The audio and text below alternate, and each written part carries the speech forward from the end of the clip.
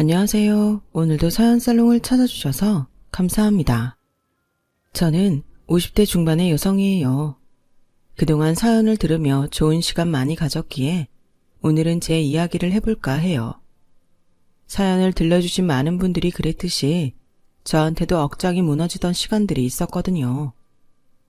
저희 부모님은 꽤 합리적인 분들이었어요. 남들보다 손해보는 일도 없게 하려고 노력하셨고 내가 노력한 것 이상으로 뭔가 받으려고 하지 않으셨어요. 그런 건 물건이나 음식에 돈을 지불할 때도 마찬가지였는데 결코 적게 주고 더 가져오려는 욕심을 부리지 않으셨죠. 은주야, 사람은 결국 자기가 한 대로 돌려받게 돼 있어. 그러니까 필요 이상 욕심을 내려고도 하지 말고 뭐든 이치에 맞는지부터 살펴봐야 한다. 내 욕심으로 뭔가를 하면 꼭 탈이 나는 법이야. 라며 제가 잘 이해하지 못하는 어린 나이 때부터 그렇게 가르치셨어요.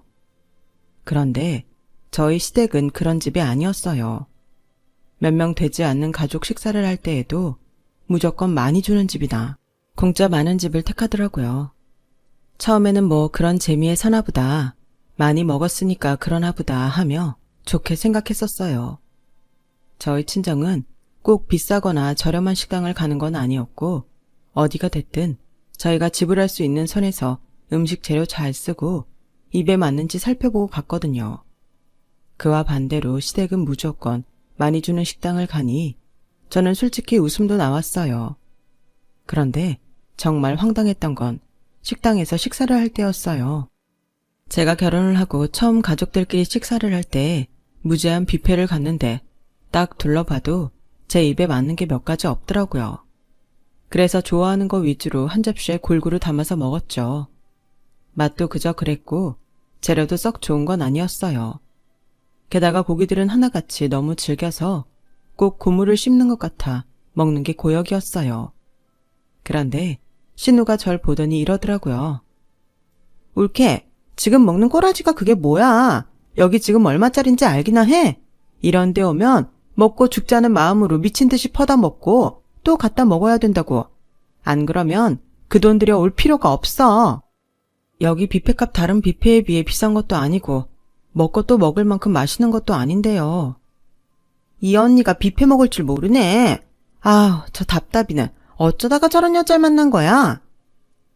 외국에 산다고 상견례 때도 오지 않는 처음 보는 시누이 말에 저는 너무 황당했어요.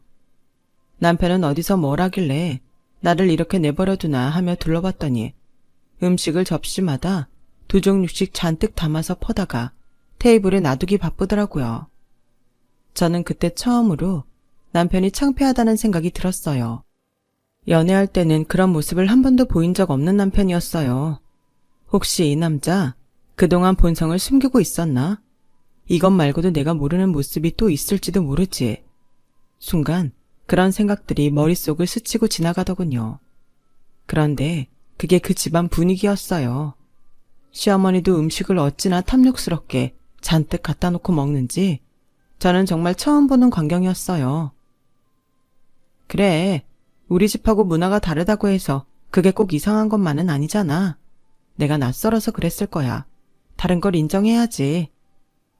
그날 밤 먹은 게 체해서 아픈 배를 부여잡고 약을 먹으며 저는 그렇게 혼잣말을 했어요. 하지만 그게 저와 시댁이 안 맞는다는 걸 안 시작이었을 뿐이었죠. 시댁은 남편도 그렇고 다들 어떻게든 자기 돈을 안 쓰려고만 했어요. 그날 뷔페에서 제 머릿속을 스치고 지나갔던 생각이 맞았던 거예요. 연애 때에는 내숭을 떨고 본 모습을 보여주지 않았더라고요. 집에 쓸 물건을 장만할 때도 남편은 자기 돈을 들이는 건 어떻게든 싼 것만 찾아서 샀어요. 그게 가격에 비해 튼튼한 것도 좋은 것도 아닌데도요.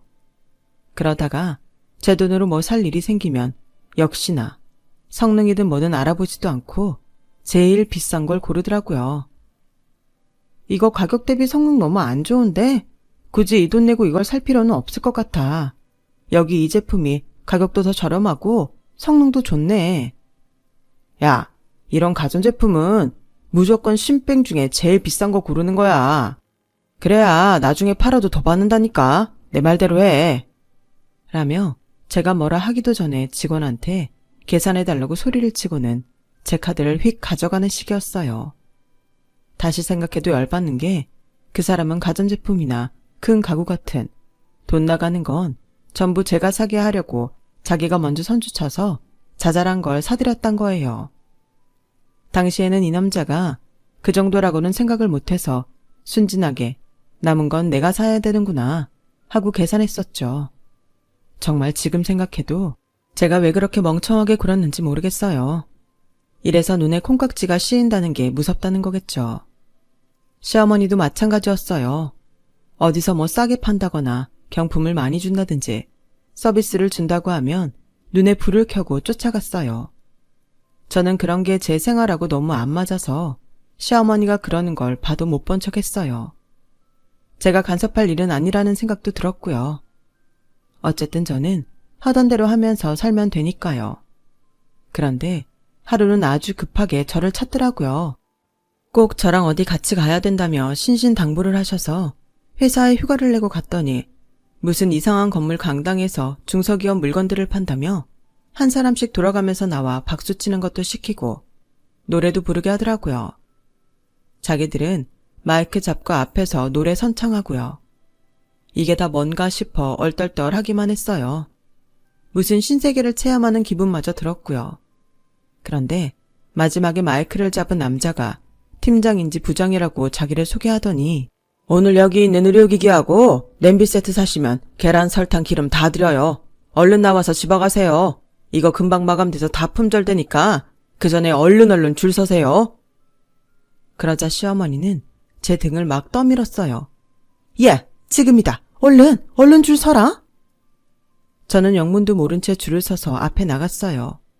제 순서가 되자 직원인 듯 한 사람이 커다랗고 묵직한 박스를 노끈으로 묶어서 제 양손에 하나씩 쥐어주는 거 아니겠어요?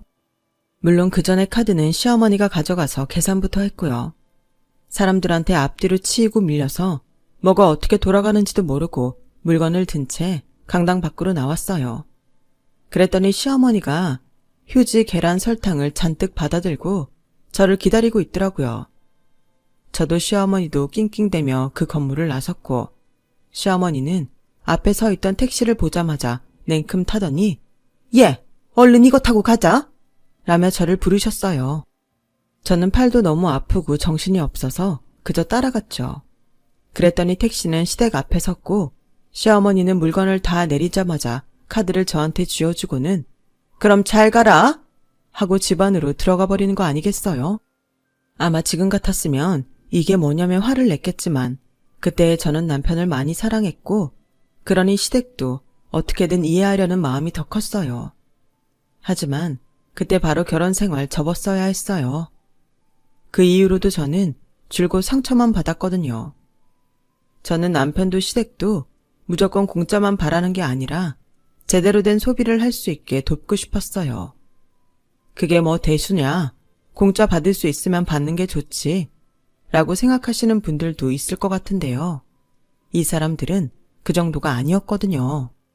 이런 걸 경제적이라고 해야 되는 건지는 모르겠지만 자기들 돈은 어떻게든 안 쓰고 남한테서 최대한 많은 것을 받아내려고만 했어요. 그건 저도 예외가 아니었고요.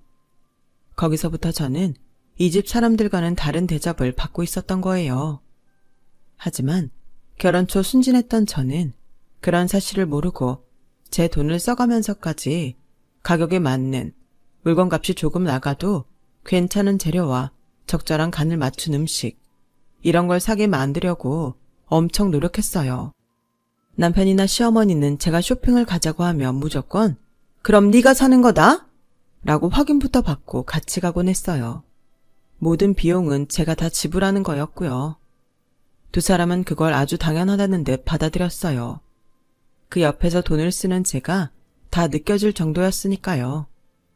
제가 계산을 하고 있을 때에도 자기들이 산 것만 꺼내서 다시 보느라 정신이 없었거든요. 그래도 저는 언젠가는 내 마음도 알아주고 이렇게 같이 쇼핑을 하다 보면 저 사람들 소비 습관도 바뀌겠지 막연한 희망을 가졌어요. 하지만 저의 그런 기대가 실망으로 바뀌는 일이 생겼어요. 아니, 실망 정도가 아니라 저한테는 큰 상처였죠. 한 번은 청소를 하는데 제가 결혼 전 남편한테 선물한 고급 시계가 보이지를 않더라고요. 아무리 찾아도 안 나오길래 남편이 혹시 잃어버렸나 해서 물어봤어요. 당신 그 롤렉스 시계 어디 갔어? 왜 안 보이지? 아, 그거 찰 만큼 차서 지난주에 팔았는데 역시 비싼 거라 그런지 값을 꽤 쳐주더라. 그리고 그게 요즘 되게 인기인가 보더라고. 내가 그거 판다고 게시판에 올렸더니 몇 명이나 사겠다고 댓글 달아서 그중 제일 비싸게 부른 사람이랑 거래했지. 라고 아무렇지도 않게 이야기하는데 저는 정말 충격 먹었어요. 아니 그거 당신이 너무 갖고 싶다고 해서 내가 일부러 일본 가는 사람한테 부탁까지 해서 산 거야. 지금 우리나라에 들어오지도 않은 거라고. 그래, 그러니까 더 비싸게 받았다니까. 난 그거 몇 번 차니까 질리더라고. 아직 한국 들어오기 전에 팔아서 제대로 장사했어. 정말 창조경제가 이런 걸 두고 하나 싶게 남편은 오히려 잘했다는 듯 당당하게 말을 했네요. 내가 어떤 마음으로 그걸 샀는데 돈이 문제가 아니잖아. 내가 그거 부탁한 사람 나보다 윗사람이라 정말 어렵게 부탁했다고. 그걸 나한테 말도 안 하고 팔면 어떡해? 아니, 그런 문제가 아니라 어떻게 그럴 수 있어? 나만 좋았으면 된 거 아니야? 어차피 나한테 선물한 건데 왜 당신한테 그런 말을 해야 돼? 뭐 돈 안 나눠줘서 그래? 아, 이거 내 비상금 할 건데. 라며 돈 생각만 하고 아까워하는 모습에 정말 실망스러웠어요.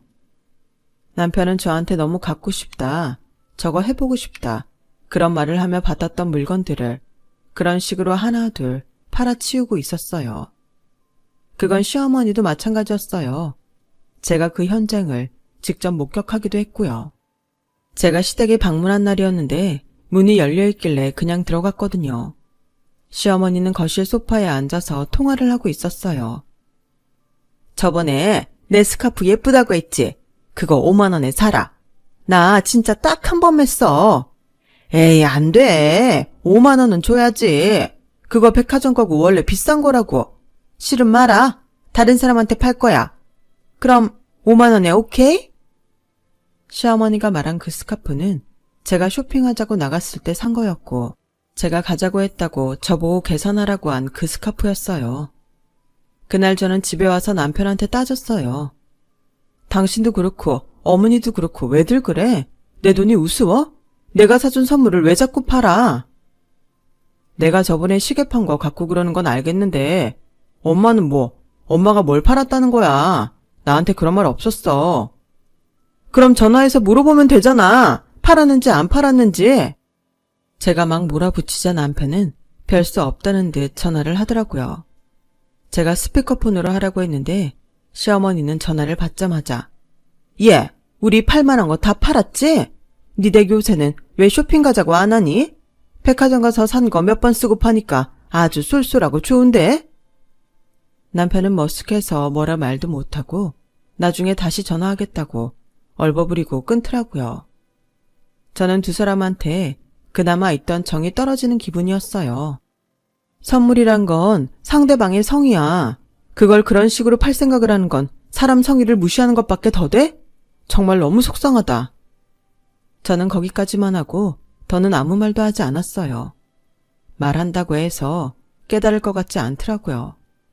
그 이후로 저는 두 사람과 쇼핑을 가자고 하지 않았고 시댁에 가져가는 물건들도 점점 성의 표시만 하는 수준으로 변했어요. 시어머니는 남편한테 제가 전화 내용을 다 들었다는 말을 들은 것 같았어요. 전에는 저한테 이거 갖고 싶다 저거 갖고 싶다 그랬는데 제가 시어머니 성에 안 차는 선물을 해도 아무 말도 하지 않았거든요. 남편도 제가 돈을 쓰지 않자 자기 지갑은 완전히 닫아버렸어요. 심지어 퇴근하면서 편의점에 들러 사오는 간식이나 맥주도 딱 자기 것만 사왔으니까요. 제가 어쩌다가 내 것도 하나 사오지 그랬냐고 하니 남편은 당신도 나한테 돈 안 쓰는데 내가 왜? 이제 각자 알아서 쓰자는 거 아니었어? 언제는 뭐 제대로 된 쇼핑을 가르쳐준다는 둥 사람 끌고 다니면서 별거 다 사더니 그것 좀 팔았다고 꽁하게 구는 거 보니 진짜 내가 사람 잘못 봤다 싶네. 아니 그 말을 어떻게 당신이 해? 내가 할 말이지. 저는 갈수록 울분만 찾고 남편하고 점점 같이 있는 게 힘들었어요. 이혼 생각도 몇 번 했지만 당시 저는 아이가 생겨서 그래도 끝을 보지는 말자는 생각을 하고 있었죠. 자기 아이가 태어나면 쓰는 것도 생각하는 것도 달라질지도 모른다는 마지막 기대를 가졌던 것 같아요. 시어머니도 자기 손주한테는 좀 다를 거라 믿었고요. 왜 손주가 자식보다 예쁘고 뭐든 해주고 싶다고 그런 말들 하잖아요. 저도 시어머니가 그 정도 상식은 있을 거라고 생각했어요. 하지만 그것마저 제가 틀렸더라고요. 아이가 태어난 후 정말 제 마음이 완전히 돌아서는 일이 생겼거든요. 아이를 낳고 누워있는 제게 보낸 것들이 죄다 어디서 증정품으로 받은 것들이더라고요. 어떻게 아냐고요? 물건이 들어있는 박스마다 전부 증정품이라고 찍혀 있었거든요. 살튼데 바르는 로션은 유통기한이 지난 것도 있었고요. 거기까지는 원래 그런 사람이니 어련하겠냐 할 수 있어요. 그런데 결정적으로 화가 난 건 아이한테 입히는 베넷 저고리가 누렇게 발에 있는 거였어요. 그것뿐 아니라 손싸개 하고 아기 딸랑이를 보냈는데 손싸개는 딱 봐도 몇 번이나 빨아서 올이 풀려 있었고 딸랑이는 손잡이에 있는 무늬가 다 벗겨져 있었어요. 저는 너무 화가 나서 시어머니가 오시자마자 단 한마디 했어요. 어머니, 이건 좀 아닌 것 같아요. 어머니가 돈 안 쓰시는 건 알지만 어떻게 첫 아이 선물을 남이 쓰던 게 확 보이는 걸 주세요. 애가 가지고 놀 장난감 같은 건 그럴 수 있어요. 근데 손싸개 좀 보세요. 이거 올 다 풀렸잖아요. 베넷 쪼고리를 어떻게 다 누래진 걸 주실 수 있어요. 예, 그거 네 시누이가 애 키울 때 쓰던 거야. 이래 보여도 다 미국 거야. 베넷 쪼고리는 내가 잘 골라온다고 했는데 어쩌다 그런 게 걸렸네. 아니 어머니, 미국 거보다 더한 거라도 그렇죠. 세상에 이제 태어난 아이한테 어떻게 이런 걸 주세요. 저한테 그러신 건 그러려니 하지만요. 그래도 어머니 손주잖아요. 어머니는 선물로 저런 거 받아보셨어요? 제가 돈 내는 건 뭐든 제일 비싼 거 고르시잖아요. 알았다. 마음에 안 들면 어쩔 수 없지. 그래도 난 하느라고 했는데 생각이 짧았나 보구나. 정말 몸도 아프고 힘도 없어서 저런 말 때문에 속에서 열불이 터져도 꼼짝할 수 없는 제가 원망스러웠어요. 어쩌자고 이런 사람들과 연을 맺었나 후회해봤지만 소용없었죠. 그래도 제 말에 시어머니가 좀 반성을 하나 싶었는데 절대 아니었어요. 이틀 후 다시 오신 시어머니는 예, 내가 땡땡건설 대표 사모님을 좀 알거든? 그분은 있잖아. 자기 며느리 첫 아이 낳았을 때 자원을 아껴야 된다고 전부 중고품으로 장난감도 사주고 유모차도 사줬다더라. 아이가 아무것도 모르는 것 같지만 부모가 검소하고 절약해서 키우면 그게 몸에 밴다고 하더라고. 어른들이 하는 건 다 그런 깊은 뜻이 있는 건데 너는 남 안 낳은 아들이라도 낳은 것처럼 그렇게 새물건 타령을 하냐. 네가 평소에 씀씀이가 남다른 건 알고 있는데 애한테까지 그런 사치 않은 버릇 물려주면 안 된다. 이제부터라도 아껴 써. 시어머니는 완전히 선을 넘어버렸어요. 그동안 원래 그런 분위기에서 살았으니 마음에 안 들어도 참아야 된다고 생각했어요. 하지만 이제는 아니었어요. 어머니, 저 물건 하나 살 때 굉장히 꼼꼼히 보고 가격이 합리적인지 다 따져봐요. 저는 아끼는 걸 뭐라고 하지 않아요. 중고 물건이요. 저도 깨끗하고 괜찮은 거, 쓸만한 건 사요. 그런데 이건 그거랑은 다르잖아요. 이 손싸개 몇 번이나 쓸 수 있을 것 같으세요? 이렇게 누렇고 빨아도 냄새도 안 빠지는 베넷 쪼그리를 어떻게 입혀요? 딸랑이는 곧 방울도 떨어지게 생겼어요. 이건 중고가 아니고 형님이 버리는 걸 여기로 가져오신 거잖아요. 전 이런 거 우리 애한테 안 쓸 거예요. 어머님이 보시기에는 남들보다 나을 거 없는 손자여도 저한테는 세상에 하나밖에 없는 귀한 아들이에요. 어머니도 그 사람 그런 마음으로 키우셨을 텐데 아니에요? 그러니까 이거 전부 도로 가져가시던가 아니면 알아서 버려주세요. 이제부터는 어머니한테 보내드리는 돈 남편 월급으로만 할 거예요. 지금까지는 다 제 돈으로 했잖아요. 그런데 저도 이제 돈 좀 아껴보려고요. 아껴 쓰라고 하셨잖아요. 제 돈으로는 어머니가 가져오신 것처럼 증정품이나 사은품 받은 거 아니면 중고로 나온 거 사서 보내드릴게요. 제가 세게 나오자 시어머니는 당황했는지 더 이상 아무 말 못하고 집으로 돌아가셨어요. 그런데 제가 산후조리원에서 나오자마자 시어머니는 저희 집에 오시더니 이러시더라고요. 얘, 너 일하느라 많이 바쁘잖아. 그러니까 애는 내가 봐줄게. 넌 남한테 줄 돈 나한테 주면 되니까 너 좋고 나 좋고 한 거 아니니? 할머니가 직접 봐주는 게 아이한테도 훨씬 좋을 테고. 어떠냐? 괜찮지? 나도 우리 손자인데 뭐 많이 받겠니? 내가 정말 싸게 한 달에 400만 원만 받으마. 어머니, 저희 친정 엄마는요, 공짜로 봐주시겠다고 하셨어요. 물론 제가 거절했지만요. 평생 저 키우느라 힘드셨는데 노년에 그런 짐 지워드리기 싫으니까요. 그런데 400만 원이라뇨. 그게 싼 거라고요. 어머니 저한테 오셔서 몸 조심해라, 몸 상하지 않게 해라, 그런 말씀 한 번이라도 하셨어요? 어떻게 제 얼굴 보자마자 돈 얘기부터 하세요? 이게 친정하고 시댁이 다른 건가 본데 아무리 그래도 정말 너무너무 섭섭하네요. 솔직히 말해서 시어머니도 남편도 제가 산후조리원에 들어갈 때 돈 한 푼 보태주지 않았어요. 제가 저금해 놓은 거하고 친정 부모님이 내주신 걸로 썼죠. 아이한테 하는 것도 그랬어요. 남편도 그때까지 뭐 하나 제대로 된 걸 사가지고 오지 않았어요. 그렇게 제가 못 들은 걸로 하겠다, 없던 일로 하자고 이야기를 마무리했고 시어머니는 별 수 없이 돌아갔어요. 그런데 진짜 저를 완전히 뒤집어지게 만든 일이 생겼어요. 친정 부모님이 저희 아이 키우는 데에 힘들 테니 생활비에 보태 쓰라고 꽤 큰 돈을 보내셨어요. 어차피 저희 가족이 쓰는 거니 생활비 통장으로 보내셨죠. 그런데 그 돈이 없더라고요. 제가 확인한 바로 전날에 인출된 걸로 나온 걸 보니 남편이 빼간 것 같은데 도대체 어디에 쓰려고 한 건지 생활비를, 그것도 1,000만 원이나 되는 돈을 왜 가져간 건지 모르겠더군요. 저는 바로 남편한테 전화를 해서 물어봤어요. 당신 친정에서 보내온 돈 어쨌어? 지금 보니까 없는데? 그거 엄마 갖다 드렸지. 엄마가 우리 준우 봐주기로 했다면서. 그래서 기분 좋으시라고 미리 성금으로 딱 내가 현금 뽑아서 가져갔어. 엄마도 좋아하시더라. 친손자니 잘 봐주실 테고. 그러니까 당신 이따 간다고 했으니까 그 전에 아이 물건 챙겨서 준우랑 어머니한테 데려다 줘. 저는 아무 대답도 하지 않고 전화를 끊었어요. 이건 더는 말을 하고 말 것도 없었어요. 이 정도로 말이 통하지 않고 상식대로 안 되면 방법은 하나였죠. 저는 남편 말대로 물건을 차곡차곡 챙겨서 택시를 타고 그것들을 시댁 앞에 내려다 놓았어요. 그리고 아무 말 없이 집으로 돌아왔죠. 집에 온 저는 바로 친정에 전화해서 전후 사정을 말했어요. 친정 부모님은 이제 더는 볼 것도 없다며 화가 나셔서 치를 떠셨어요. 조금 있으니 시어머니가 불이 나게 전화를 했더라고요. 얘, 집 앞에 이게 다 뭐냐? 이거 채영이 물건이잖아. 아니, 준우는 어디 가고 이게 와 있어?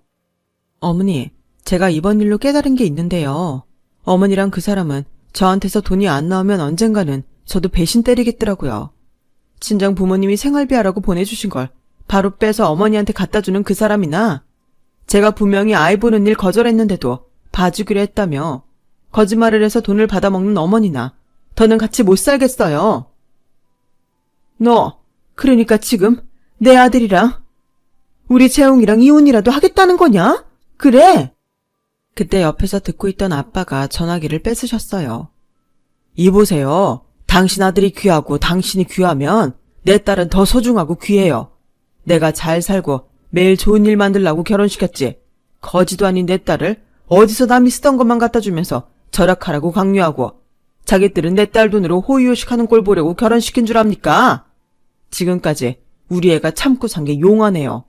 저는 더는 이 꼴 못 보고 우리 귀한 손자도 당신 같은 사람 손에 못 맡기니까 그렇게 아세요.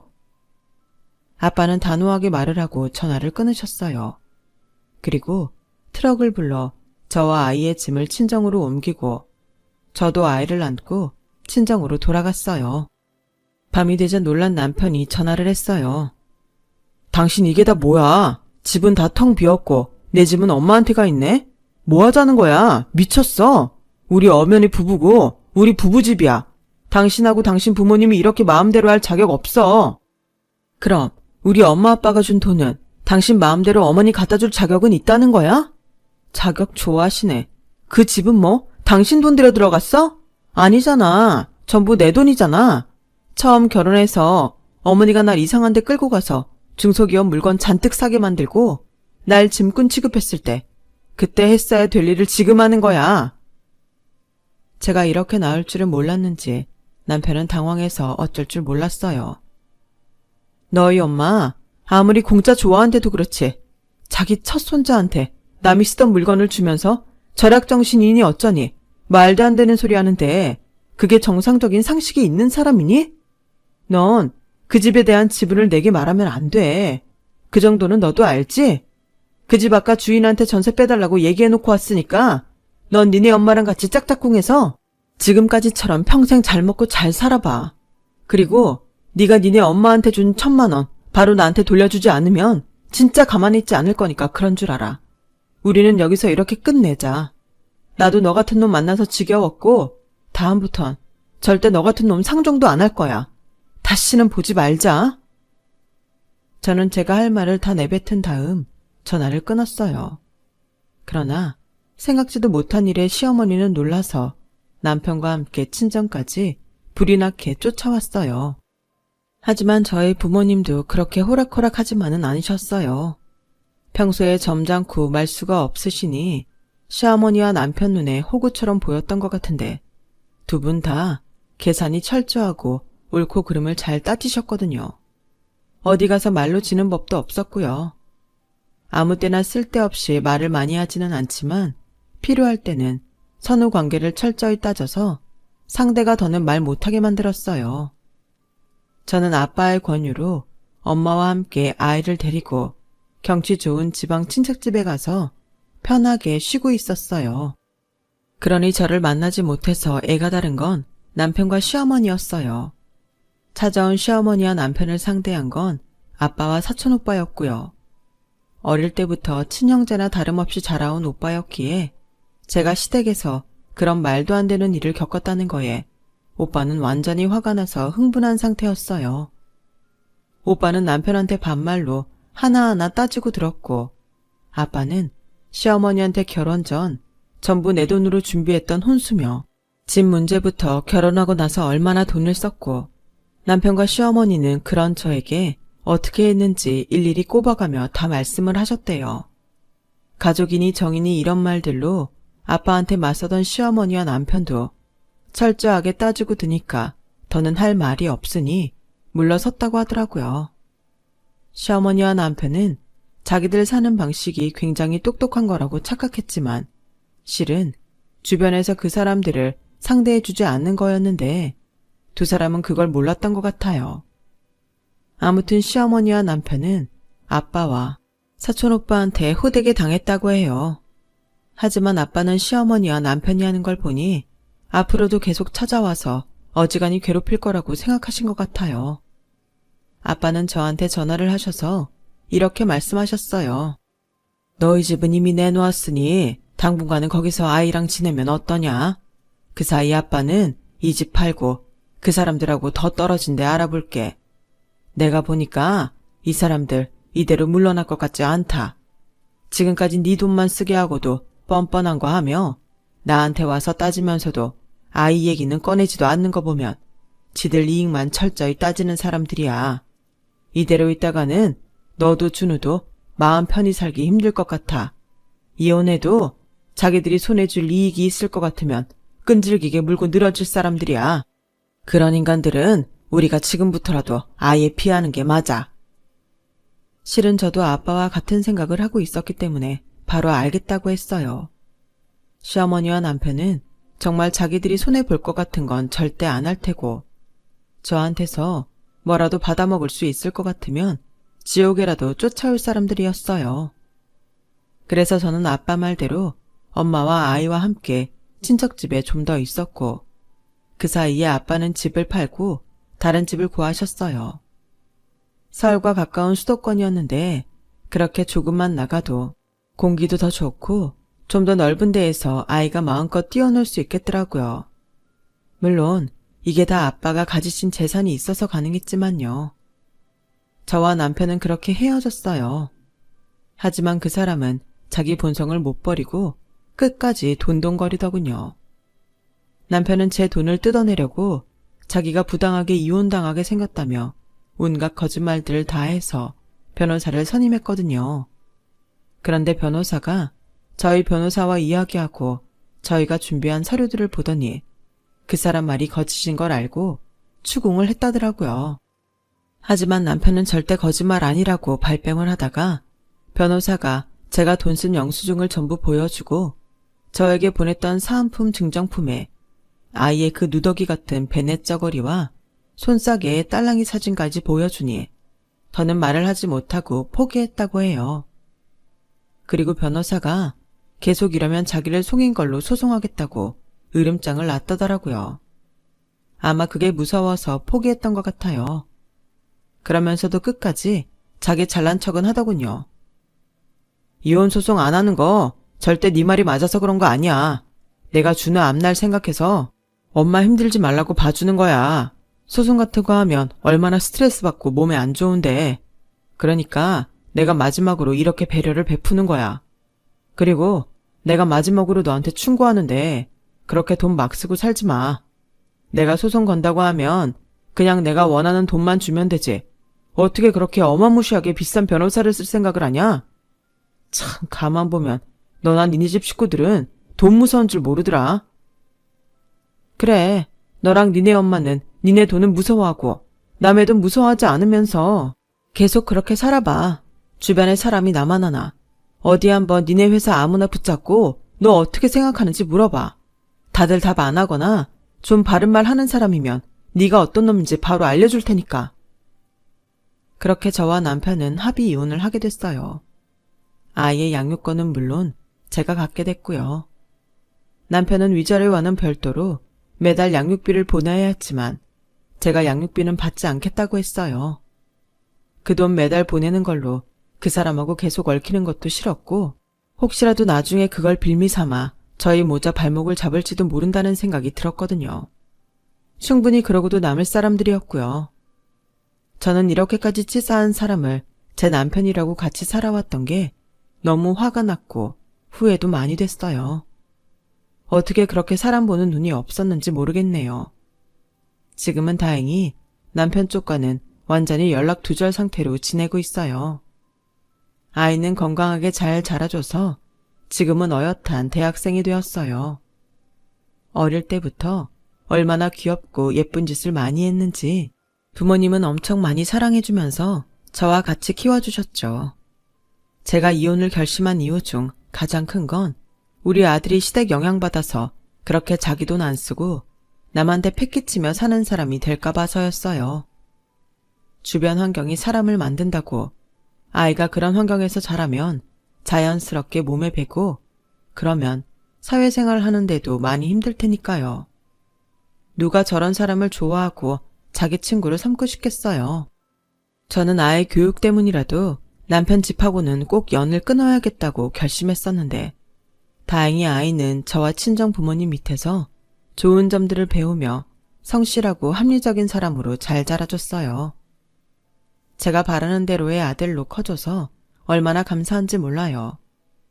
부모님은 제가 젊을 때에는 아이를 대신 키워줄 테니 다른 남자를 만나보라고 많이 권하셨어요.